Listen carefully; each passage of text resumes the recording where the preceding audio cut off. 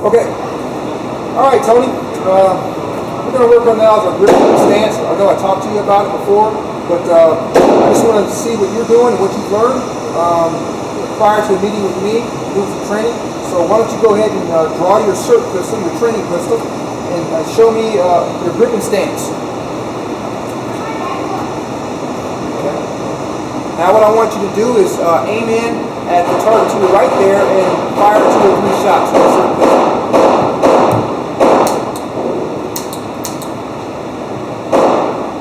Fire.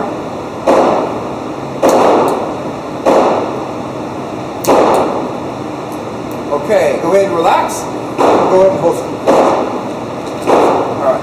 What I'm saying is, where did you learn how to shoot like that? It's TV. TV? Okay. And a lot of people, they'll learn how to shoot watching movies like SWAT or you know, the A-Team or whatever. They learn how to shoot from watching television. What we're going to do now is fiction. Because the way you're shooting right now, you can't establish any consistency with your shooting. Okay? So basically, the way we shoot a pistol is, I want you to take a shoulder width apart. Okay? And you're right-handed, so you're going to have your right leg just slightly back, right? Take a shoulder width apart. Okay? So think of a football player, like if you're going to catch a ball, you catch it here, right? Okay? Good, good. Now what I want you to do is to take out your SIRT pistol. With one hand, bring it out this way. Basically, you want enough surface area here for your support hand to help you drive the pistol, all right? So your hand is here, you take your support hand, your fingers are underneath the trigger guard, and you want this hand as high as you can possibly get it, okay? It's almost like a vice, all right? That's your grip. Probably feels a little weird, huh? Yeah, a little bit. The idea behind this is that you want as much of the surface of your palms on the frame of the pistol to help you manage the recoil. You cannot totally eliminate recoil, but you can manage it. Let your body manage the recoil for you, okay? Now what I want you to do is bring the weapon up, okay? You should feel pressure here, right? See how high our hand is? That's going to help us drive the gun. This thumb is going to be directly over the top of your left thumb, all right? These fingers aren't pushing or doing anything. They're just laying there. That makes sense? All right? Now what I want you to do is put your finger on the trigger, bring the gun to your eye, all right? Keep both eyes open. I know that may feel a little weird for you, okay?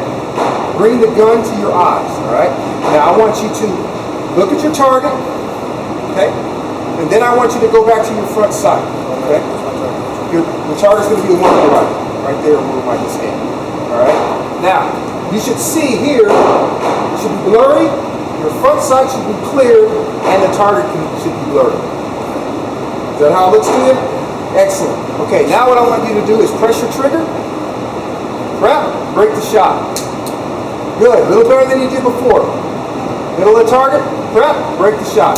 Do that about 4 or 5 times. Very good. Very good. Prep and break. Very good. Prep and break. Excellent. Prep, break. Recover. Relax. Go ahead and holster your SIRT pistol.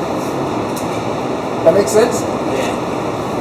So it's a little weird at first. It feels a little weird, but I'm left-handed, but I can shoot also with my right hand. So like I told you, this area here, the backstrap of your pistol, you want this hand as high as you possibly can on the tang of the pistol, right?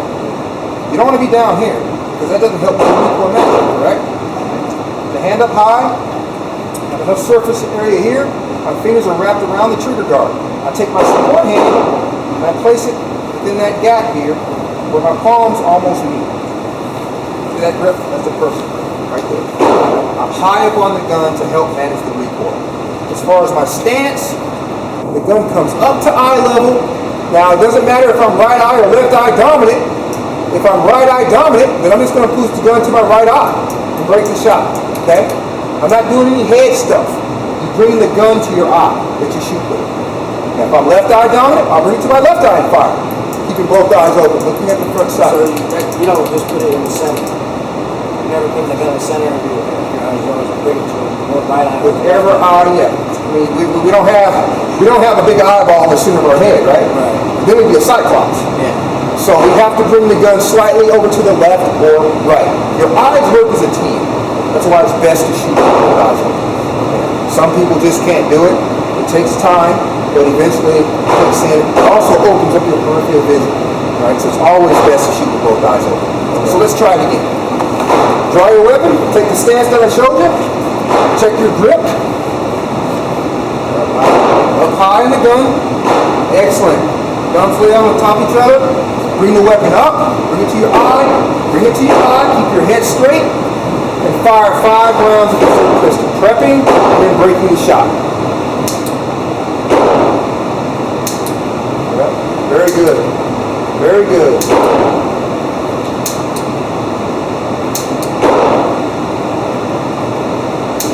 And recover. Good job, Tony. Good job. Now that stance feels a little weird, right? But with practice, you'll feel much more comfortable. In time, you won't have that stance that you had. Okay? The pushing and the pulling. You know, a lot of people will shoot the weaver stance, and the weaver stance is fine. But the weaver, if you're right-handed, unless you can shoot on both sides of your body, what happens when you come to a left or right-handed barricade? If I'm left-handed, I come to a left-handed barricade, I'm doing all kinds of stuff unless I switch to my opposite hand. It also creates tension, pushing and pulling. We're not pushing and pulling anything. We're just working, letting our bodies work with the gun. Make sense? Cool.